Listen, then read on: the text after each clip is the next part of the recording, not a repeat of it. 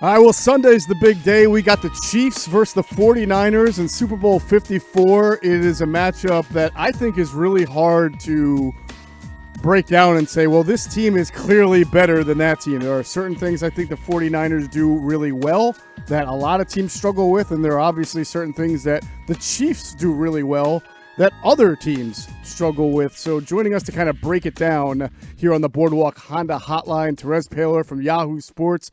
Used to cover the Chiefs for the Kansas City Star, has moved up now, covering the National Football League in general for Yahoo Sports. What's going on, Terez?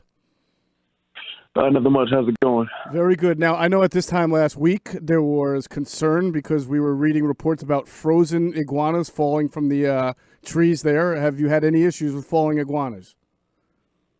No falling iguanas. I am actually quite happy with this weather. It's fantastic because it's like 11 degrees in Kansas City. So, oh, man. Very happy. Well, it's not 11 degrees here in Jersey, but it ain't nothing like Miami. So I'm jealous of you. First thing I want to get to, Terez, is a storyline that I almost think has been under-discussed all year long because of Patrick Mahomes and the high-flying offense. But that Chiefs offensive line is better, I think, than most people want to talk about. And that shocks me. I thought when they lost Mitch Morse in the offseason that was going to be a huge loss, and apparently it has not been. How important has the offensive line for the Chiefs been to Mahomes and the whole offense's success? Oh, it's been important. The thing you got to remember, too, is that, a quarterback like Mahomes can make up for so much. Just with his escapability and elusiveness. So, that's always a get-out-of-jail-free card whenever protection does break down. But for the most part, their pass protection has been pretty solid. Their run offense has been okay. They compete. They get after it. And they're going to have to be good, too. They need those guys to be good. They're definitely going to need that part of it. So, this 49er rush is real. These guys are good. And these guys are going to have to be ready to block them. Can they handle that? Is there a team that you feel is comparable to the 49ers from a D-line standpoint that Kansas City has fared well against this year? Maybe even Tennessee a week ago or 2 weeks ago? You know what? Let me see. I think if you just look across the entirety of their schedule, they've had some stretches where they face some very good pass rush teams. And, Baltimore is a team that they obviously had to handle. And just like throughout the entirety of their schedule, they face teams that can kind of bring it a little bit. So, right. For the most part, Mahomes is capable of erasing that type of pressure, though. So I will say this, though. I don't know if there's a team in the NFL that is as equipped to handle the Chiefs defensively as the 49ers are. Mm-hmm. Is that, and I think Tyrann Mathieu has gotten a lot of coverage. He's had a very good year for the Chiefs. Is he an X factor for them when they have to defend a guy like Kittle or just even coming down in the box and helping in the run? How does he parlay or figure into what the Chiefs do defensively? Oh, yeah. Listen, Mathieu is having one of the best years of his career. He's probably playing the best football of his career. And think of it like it's a little Polamalu-like effect on the defense. He's given a lot of room and creativity to kind of create and make things happen defensively, take educated guesses. Excuse me. And he's really spent a lot of time polishing up the mental aspect of the game. So, he's definitely playing like great football. And somebody like Kittle, who is arguably the best tight end in football, is going to take more than one guy. Mm-hmm. So I expect that to be a team effort. I expect them to, kind of sink coverage toward him in crucial situations and, force the 49ers to win the game through the air by going to somebody not named Kittle or Emmanuel Sanders. Terez, it might be easy for fans or people to say, you know what, the Chiefs' run defense has been really good over the last few weeks, and obviously – when it came down to stopping Derrick Henry, they've been the only team to do it in the last 7 or 8 weeks. They gang tackled well. But I don't know that you can apply what they did to Derrick Henry to San Francisco because it's a completely different scheme. The 49ers base their scheme on misdirection. They base it on motion, eye candy, whereas the Titans give the ball to Derrick Henry. They run power. They basically invite you to try to tackle him, and most people couldn't. The Chiefs could, but do you see a big difference in how they're going to have to attack the 49er run offense? Yeah, I mean, I think the reason people keep drawing the comparison is because both teams are built on the outside zone run. Mm-hmm. But you're right, the 49ers run game is more multiple. Like, they don't just run outside zone well. They run everything well. So you'll get some toss, you'll get some trap, you'll get some power, pin and pulls, all type of stuff. And it requires you to be sound against the run versus every type of concept. So, I mean, look, the Chiefs have done a nice job against the run over the last 2 months. I do think it will help them having 2 weeks to prepare for this game. And if that does end up being the case, they're going to have a chance because you got to be able to handle these run concepts. And, you got to be able to make Garoppolo beat you. Talking with Terez Paylor from Yahoo Sports. He's down in Miami on Radio Row as we preview Super Bowl 54 Chiefs 49ers. Give me a feel for, I'm sure you've been to the media days and talking to the players. What is each side fearing about the other side, outside of the obvious, like Patrick Mahomes for the 49ers? Who are the X factors that guys are talking about? Well, I think if you're the 49ers, look, it all runs through Patrick Mahomes, but, secondarily, it's going to have to be Hill and Kelsey, right? You got to handle Ty Hill and Kelsey, and you got to make the Chiefs' secondary weapons, whether it's, Demarcus Robinson or Sammy Watkins or Damian Williams beat you. Like, you just got to handle it. For the Chiefs, Kittle, obviously, the number one weapon, but Sanders has been the number one receiver for 49ers, which is really, he's been really good since they got him. And their other receivers are making teams pay. Deebo Samuel, Kendrick Bourne. Like, you got to be able to handle these guys, in certain situations. And look, I think Garoppolo showed that he can make some plays in the passing game in the win against the Saints. Mm-hmm. I was there for that, and that was an impressive win in a tough area. In a tough stadium, and I think that win really has kind of propelled these guys. Right.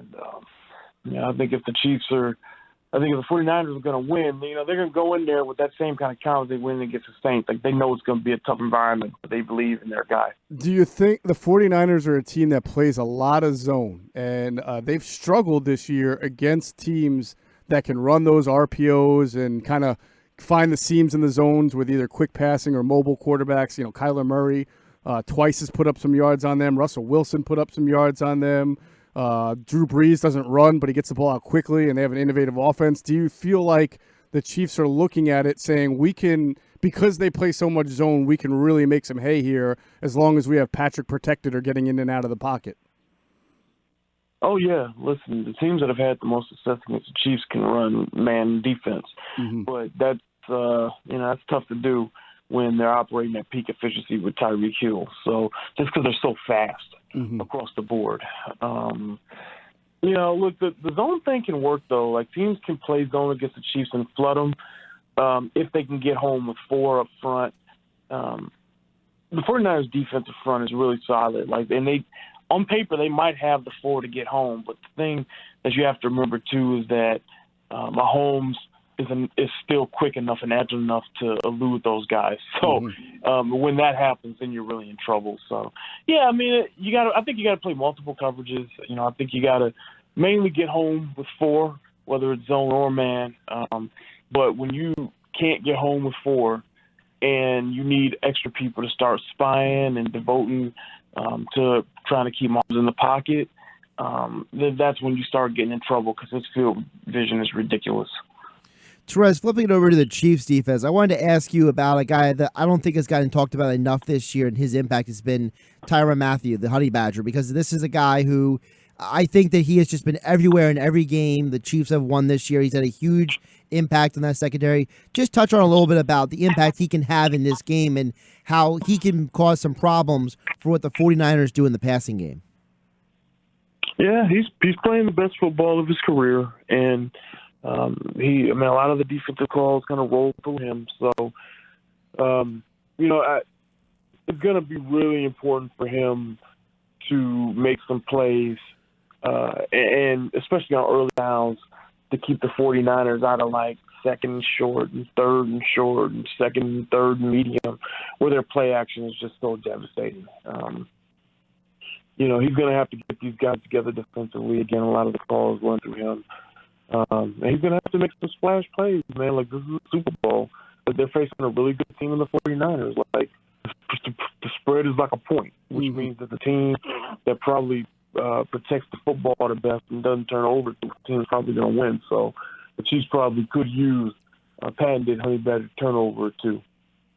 How creative? I mean, these are two very creative coaches, Terez, in general. But how much digging into the bag of tricks or gadgets do you think you'll see from Kyle Shanahan and Andy Reid? Well, they get 2 weeks to prepare, so I'm sure all those guys have looked at every game this year, and they know each team's weaknesses defensively. Both of them, like you said, are very creative. So I definitely think, you're going to get the best play calls possible from two of the best offensive coaches in football.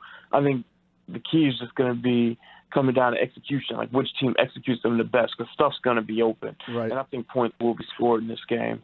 How's the health situation? I mean, we know Chris Jones played in the AFC Championship game. Is he healthier, even more so now with 2 weeks? Is there anybody on each team or any team that isn't at 100% that you think might impact the game?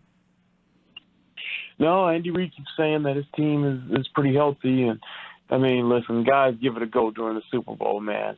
So I do expect, every player to be available unless something happens here over the next few days. Talking with Terez Paylor of Yahoo Sports down in Miami to cover the Super Bowl. Terez, you had an interesting story. I alluded to it earlier on Yahoo Sports about, I guess, players are talking about Kobe Bryant's death and his post-death legacy similarly to how we view Bill Walsh. Can you kind of go into that a little bit for us? Yeah. Go to yahoo.com and check it out. But I think in post-death, Walsh's lessons, which were captured in his book, Finding the Winning Edge, have continued to live on. And I think Kobe's Mamba mentality can have that same type of effect. He's obviously somebody who affected a lot of people, players still in the NFL right now. He was 41. A lot of them grew up watching him.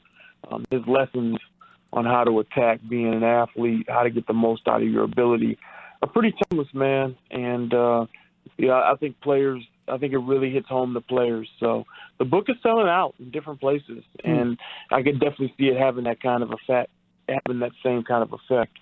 All right, before we get you out of here, Terez, we got to get your prediction. How do you see this game shaping up? Yeah, I think the Chiefs will win, but I think it's close. It is.